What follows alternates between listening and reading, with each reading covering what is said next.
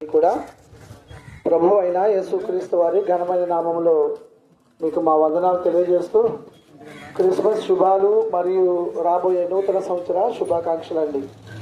కొద్ది నిమిషాలు చెప్పే మాటలు మీరు శ్రద్ధతో వినవలసిందిగా మిమ్మల్ని బ్రతమాలుతూ ఉన్నామండి. యేసు ప్రభు గురించి ఒక మాట ఏమిటి అంటే, నేను లోకానికి వెలుగును అన్నారు యేసు ప్రభు. నేను లోకానికి వెలుగును. దయచేసి శ్రద్ధగా వినవలసిందిగా కోరుతున్నామండి. నేను లోకానికి వెలుగును అని అంటే లోకము చీకటిలో ఉంది అని అర్థం. చీకటిలో ఉన్న లోకానికి నేను వెలుగుగా వచ్చాను అని అన్నారు. అదేంటి, లోకం చీకటిలో ఉండడం ఏంటి? అవునా, మనకి ఇప్పుడు వెలుగుంది.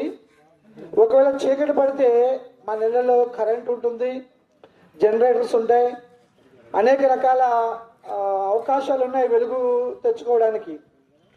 రాత్రి పడితే ఈ లోకమంతటికి వెలుగు ఇవ్వడానికి సూర్యుడు ఉన్నాడు, చంద్రుడు ఉన్నాడు, నక్షత్రాలు ఉన్నాయి. మరి యేసు ప్రభు మీరు చీకట్లో ఉన్నారు, నేను వెలుగుగా వచ్చాను అన్నాడేంటి? బైబిల్ చెప్పే సత్యం ఏంటంటే, చీకటి అంటే 4 రకాలుగా వర్ణిస్తుంది. 1 పాపము అనే చీకటి, 2 మరణము అనే చీకటి, 3 అజ్ఞానము అనే చీకటి, 4 అశాంతి అనే చీకటి. లోక ప్రజలు అందరూ కూడా పాపము అనే చీకట్లో ఉన్నారు, మరణము అనే చీకట్లో ఉన్నారు, అజ్ఞానము అశాంతి అనే చీకట్లో ఉన్నారు.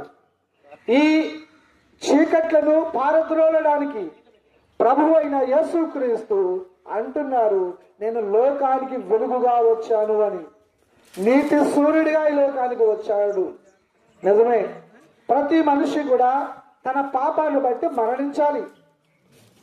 ప్రతి మనిషి కూడా తన పాపాన్ని బట్టి మరణించాలి. మీ మరణాన్ని తప్పించేవారు లోకంలో ఎవరు లేరు. ఇక్కడ మరణము అంటే భౌతికమైన శారీరకమైన మరణం కాదండి, ఆత్మీయ మరణం. వారి పాపాలను బట్టి మనం అందరం కూడా పాపులం.